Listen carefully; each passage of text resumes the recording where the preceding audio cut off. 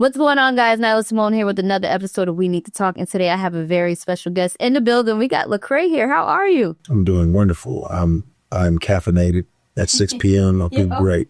You're a crazy man for that, by the way. That's what they say. I don't know why you would do that. Oh, well. It is New York City. It's the city. Yeah, that's what it is. That's what I think. I forgot where I was at. It's still hot and sunny outside. So yes, it is. I'm actually kind of over it. It's a little humid, but glad you're in town. I'm super excited to talk to you. I've actually have a lot of questions. Okay. But I'm going to start with the beginning and then take it to where we are now. But your sound has evolved a lot over the years. Mm-hmm. What inspired your creative direction today? What inspired my creative direction today? I think I just like, I'm a student always. So I'm always a student of culture, and I want to be effective. An effective culture maker. I don't want to just critique culture. I don't want to copy it. I want to create it. And in order to create culture, you got to like study where people are going with the thinking. And so the sound changes as the world changes. An ancient poet by the name of Mos Def once said, if you want to know where hip hop is going, ask yourself, where are you going? You know what I'm saying? We are hip hop. So that's kind of what I do.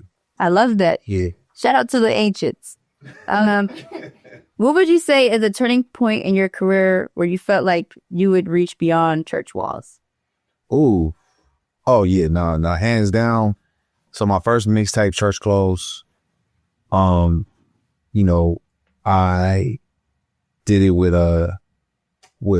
man, my brain is frozen. Is that in a Don Cannon? Yeah, I did it with DJ Don Cannon, and it hadn't been done before. Yeah. I had production by like Ninth Wonder. I had Bun B, Give Some Love, and just different things like that. S1, who did Kanye's Power and all of that. So that did really well as a mixtape. And then after that was the BET Cypher for the BET Awards. And I was nervous and I didn't know, they didn't even know what category to put me in. So they was like, they literally put me in the category with the international rappers. Oh. Like, he's an alien. Just put him with the international. We don't know what to do with you. So the name spelled wrong, everything. So, but when I saw like legendary lyricists after I rapped, like tweeting about me and doing stuff, I said, oh, well, we have gone beyond the church walls. So it was a moment. I was actually going to ask you about like labels and boxes being a Christian rapper, because there are a lot of rappers who include spirituality in their music, and a lot of songs low-key feel like gospel songs but aren't necessarily like in that box. Yeah. Does that bother you at all? Or not necessarily bother you, but I guess like why is it that they'll not group that, gospel? I think how people meet you is how they keep you. You know what I'm saying? So where did they meet you at? If they met you in the church walls, then that's what they know you as. If they met you like outside of that. So I think of like certain artists, like even Toby Weeway, you know what I'm saying? Like he's a Christian, talks about a lot of faith stuff in his music, but they didn't meet him inside of church walls. They met him doing a feature with like Chance the Rapper or something like that. So he doesn't get put in that category. That's true. So I think that's where they met me. And so they're like, well, yeah, that's what you do. And you used to bother me, but now I don't care. Like now, like call me whatever you want to call me as long as you're listening. You know what I'm saying? Just listen to the music. Yeah. So yeah. No, that's true. And I like in your earlier answer how you kept saying like, you just want to have an impact on culture. And obviously Kendrick Lamar has been definitely leaving his stamp and his impact on culture within the past 2 years. I mean, obviously his old legacy. Yeah, for sure. Specifically within the last 2 years, it's been upped on another level. Yep. So how did it feel to be mentioned, in peak once in a lifetime rap beat history? Oh man, it's funny. Funny story. I had just gone viral for talking about the Kendrick Drake beef, right? So I didn't even know I went viral, right? Because I was saying in my viral comment, I said, Drake is a student of hip hop. Kendrick's a product of hip hop. There's a difference, right? So that clip goes viral. Of course, all the Drake fans was There's so many of it was on my head top. So it was funny to me because I was like, you know, I had just gone viral for that. And then I get home and my phone is buzzing. And I'm, you know, like, is this about that comment again? You know, like, what's going on? But they're like, yo, Kendrick just mentioned you in a song. And I was like, what? And then my next thing is like, what did he say? You know what I'm saying? Because he didn't. Why would he even mention me in the middle of a beef? Like, I didn't know what could it have been. So, of course, I went to listen to it. And, you know, I thought it was dope.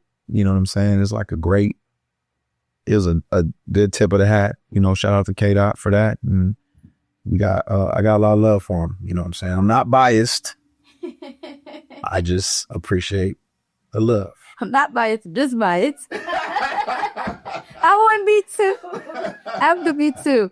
No, I mean, and it's also the winning side. No disrespect. I still like Drake. I love that new Drake record, you know, with Central C. But what a moment. Like, I love that for you. And also, I like this as a fan because for those who aren't familiar, like those who are like knee deep in hip hop and rap aren't necessarily paying attention to other subcultures and music. Yep. So I thought it was just a great way to shine the light. Yeah, you know? I appreciate that too. That's super dope in here. So yeah, I'm grateful. So how do you balance being authentic in your lyrics but still staying visible in today's industry?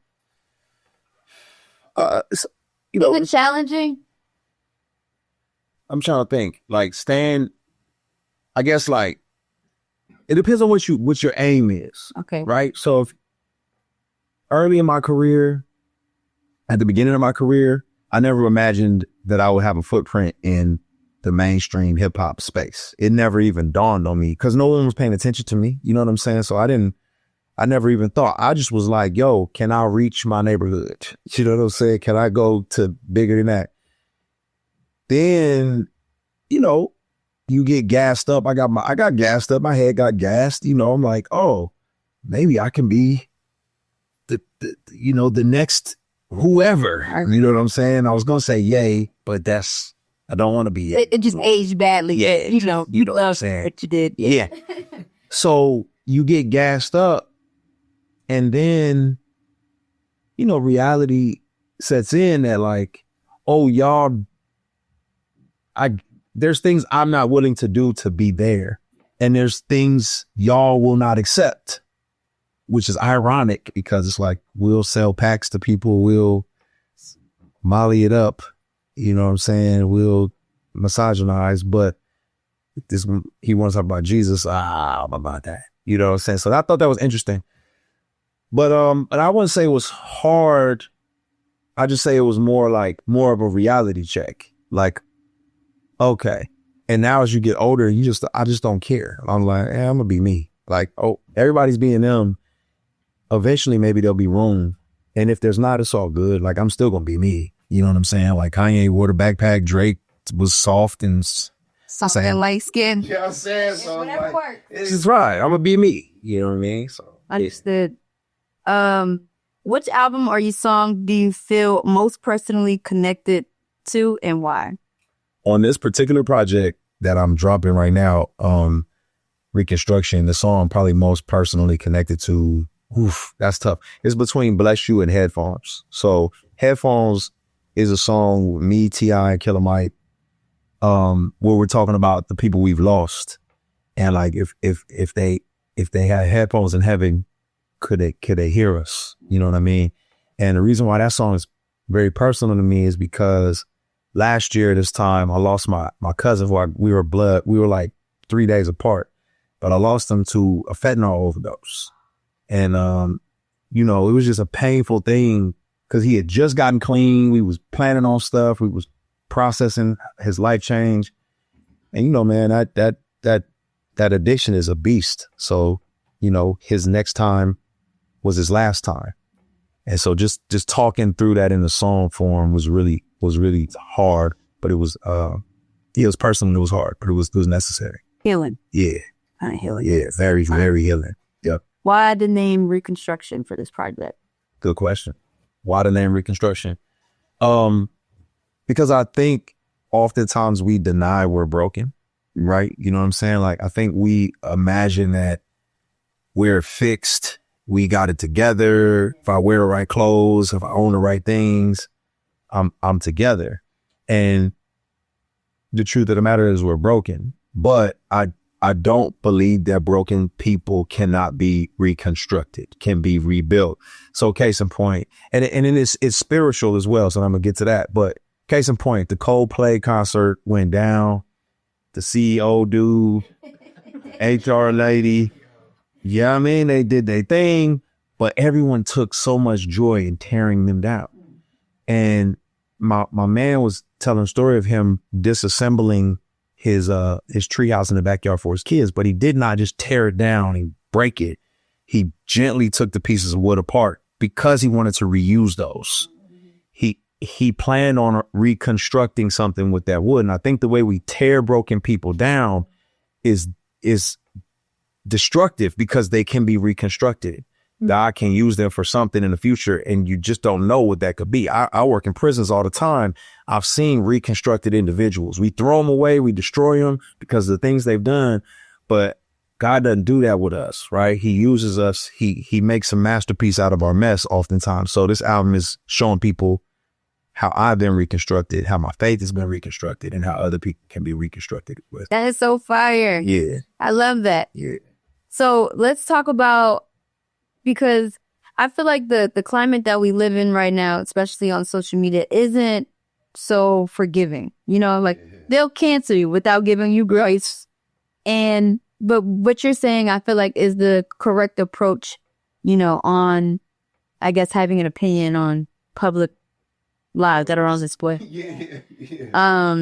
But do you see that becoming a thing, or you think that is a lost cause? So like, I think for as long as humanity's been around, we have enjoyed the destruction of others. You know what I'm saying? Like, I think you go back to chattel slavery, you go back to people being lynched and everyone standing around watching it. Like, yeah, kill them.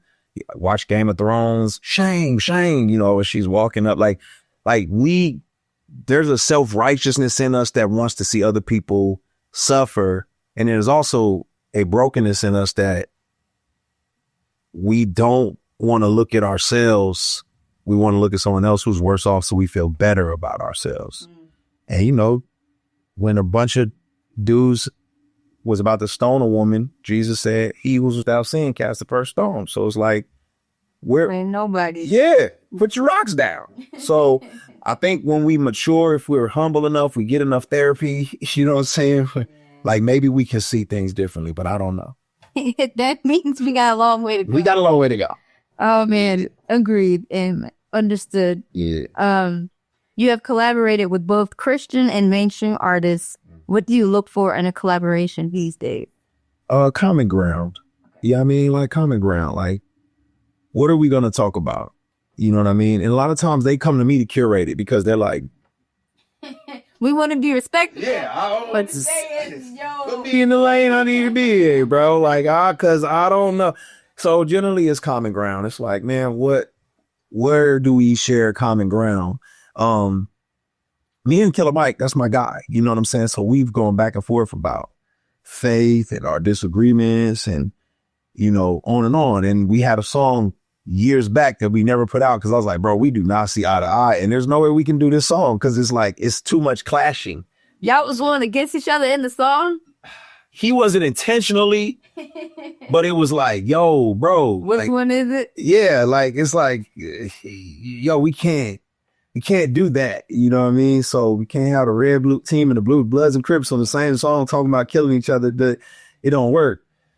But as we've matured, as we've grown, as we developed more understanding of each other, there's more common ground and there's more of a mutual respect for our differences and what we see the same. So now it was a great time for us to collaborate. And I think that's what I look for. It's like, man, if your whole life is all you do is sip lean and pop mollies and it's like, bro, I don't know what we got to talk about. Right. You know what I'm saying? But if you're willing to talk about the wholeness of your humanity, did you lose your mom?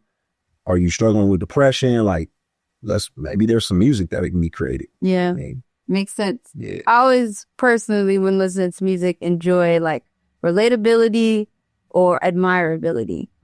You know, like those are my two. And if you're not really giving me one or the other, I don't know if it's gonna. I like that. So I like that. But do you oftentimes feel like, I don't know, do you feel a way sometimes being in between both worlds? Yeah. Yeah. I mean, now I accept it. You know, I think I tried to accept it in the past. I named my album Anomaly. Like, I don't fit in anywhere. I'm an anomaly. And it's because I wanted to accept it. It's more like, it was more wishful thinking. Yeah. Aspirational music. I think now, you're in it. Yeah, this is who I am. And I'm okay with it. And it's like, it's fine. You just don't know. You know what I'm saying? Like, it's fine. Like, I'm comfortable in the tension. You know, you just don't know that I'm comfortable in the tension. So, you know what I'm saying? But it's fine for me. What role does prayer and spirituality play in your creative process? Or does it? Yeah. No, it plays a massive role in my creative process. You know, as a Christian, I believe that, you know, everything is held in a balance. Like, we have free will, but I believe that God is, you know, offering us the opportunity to exercise our free will within his domain. Yeah. And his power and his strength. And he's saying, hey, you got it, but I'll give you guidance if you desire it. I'll give you wisdom. I will lead you. And so I don't ever think any prayer is too small, you know? So if I'm writing a song, I'm like, yo, you give me what I need. And I got kids. So I look at God as a father. There's nothing I would hate if my kids came to me like, oh, wonderful and blessed Father, may I have a cookie, please? God, Father, Dad. I would be like, if you don't. Right. So I don't treat God like that. Like they ask me for everything. They ask me like, can I go outside? Can I use this book? Can I take your thing? And so that's how I treat it. I'm just like, hey, Lord, is it possible that you can give me some words? I don't know what I'm talking about. Is it possible that you can allow this to go smooth? Like, whatever it is. So it plays a massive role. And then the spiritual impact part is the most important for me, because the tangible, I don't know, terrestrial ends of everything are not satisfying. You know, I done sat with Will Smith. He said it. I done sat with all the biggest artists. They'll say like the platinum record didn't satisfy. The money didn't satisfy. So if it's not the impact of other human beings, I mean, I don't know what else. Like, that's what I do it for. So spiritually, I want to see other people come alive, be awakened, be inspired, grow. Yeah. Yeah. I like the balance that you're doing, because some people would say like, or not say, but, you know, Christian rap can be looked at as corny. Mm-hmm. So like the way that you're blending in like a chameleon in both worlds, that's just like, we need it. Yeah, need to be normalized. Yeah. How do you deal with backlash from fans when your activism challenges their belief or politics? Is it like, oh, I got time today? Or is it like, do you feel like you have to explain? You know what? One day, I'm gonna be honest. Like, I mean, like, there was a moment I had one day when this woman, she made a video about like political affiliations and Lecrae is this and that. She was just, and I was just like, you don't know me. And then other thing I thought to myself was like, you think I'm so safe. And I'm really from the hood and I don't want to show this to you. I don't. You know, that's what my brain was thinking. And I literally made a video responding and then I didn't post it. But the video was so bad because it was just like, you wasn't with me at none of these prisons. You ain't like none of these things. But then I just have to remember, like, people want you to be who they want you to be. You know what I'm saying? Not who you actually are. And they don't want to have a conversation and understand you. They want you to embrace their worldview and the way they see the world. So, You know, they're not good at nuance. Yeah. So I'm like, okay. So I engage the curious, you know what I mean? But I ignore the critics because it's like, you're not trying to understand. You just want to critique. Yeah. What a headache. Woo. What a headache. Woo. Listen, who you telling? There's no convincing the truth, even if the truth is the truth. No, they'll make up their own. They'll make up their own thing about you. I know. Yeah. I know why you did that. Like, I don't even know why I did that, but you do. Thank you for enlightening me. I appreciate it. That is funny. What would you say is one of the biggest misconceptions that people have about Lecrae? Biggest misconceptions that people have about Lecrae. I would say on both ends of the spectrum. On one end of the spectrum, that I am more righteous and I'm better than you think I am. I'm not as good as you think I am, and I'm not as bad as you think I am. Mm-hmm. You know, so it's on both ends of the spectrum. So there's some people who I'm the worst, right? Because of whatever the case may be. Maybe I'm not. How can you call yourself a Christian, but you're doing songs with them and you're talking about this and you're engaged in this and you don't. Why didn't you tell them about Jesus more in this? You know, I'm not as bad as you think I am. Right. But then on this spectrum, you know, I can't be around him and you on some other stuff. I know, my bad. I know you this and you that and you got it all together. You got it. And I'm like, I'm not as good as you think I am. Yeah. I'm in the middle with my arms up, surrender, saying, God, I don't have it together. I need you to walk me through this. So. Human. Yeah. Human. Nothing more, nothing less. Yeah. Makes sense. Yep. Okay. On the show, we play a game called Questions That Need Answers, and you just fill in the blank. Okay. All right. The older I get, the less I care. Right. You would never believe me if I told you.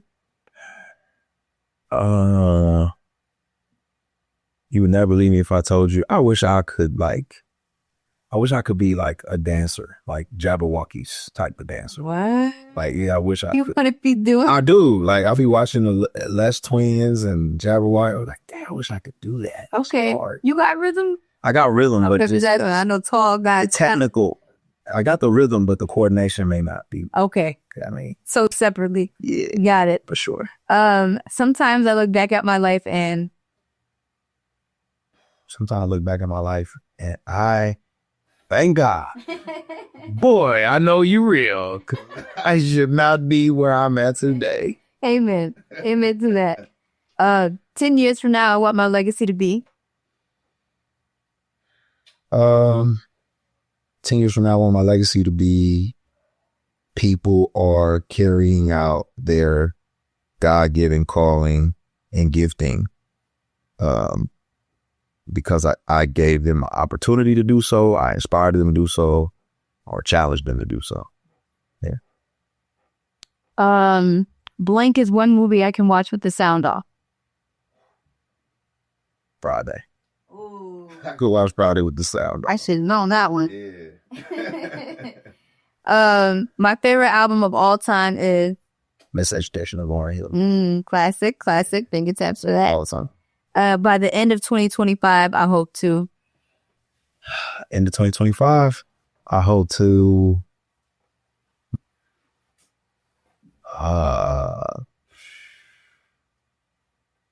Inspire. That's a lie. What I hope to do by the end of 2025? Man, survive. Amen. All right. Relatable. Yeah, survive. Well, eggs $4 in New York right now. Per egg. Like if you just want a Dolo one. That's crazy. That's $15 if you want a carton. It is rich. I had to break the fourth wall. Like I'm not lying, guys. It's bad out here. Well, that Red Bull was $10. You got the little ones. That was the little. They're out of control out here. They're out of control. All right, my last two is the hardest lesson I learned about fame is. Oh man, the hardest lesson I learned about fame is it's fake. It's not real. It's chasing the air. It's grasping for wind. It's not a real thing. Not grasping for wind. Not the poetic. That was good. All right. I believe you. I agree, actually. And then my last question is, the craziest thing that's happened to me on tour had to be the time when... Where do we begin? Oh, it's that many. Oh, man. Okay, craziest thing that happened to me on tour had to be the time when in Toronto and some girl who was a super fan decided to lay in front of our tour bus and not leave until we came out. It was like, yeah, I was like, why are you doing this? Lay in front, like lay down. Like she's protesting, like in front of the bus. Like if you don't come off the bus, I go nowhere. Wow. So it was like, I'm actually impressed by her commitment to the task. Like that is impressive. It's like, come on, shorty, what are we doing? She said, I'm gonna meet Lecrae today. Watch. What are we doing? It's me or him. Listen, you got the same access to God that I got. If you need a prayer that bad, you can pray your own prayer. I promise you. Felt that. Yeah, that is crazy. Okay, and that was my last one. Okay, thank you so much for... I was liking that, guys. What's the next one? I appreciate you so much. It was really nice to meet you. So, Reconstruction is on the way. August 22nd. August 22nd. Yeah. Okay, perfect. Your birthday? No. Oh, my birthday just passed. July 25th. Okay. Yes. Yeah. But, August is still a great month. It's the summertime. I'm excited for it to drop. Yeah. Shout out to your gram. Let everybody know where they can follow you.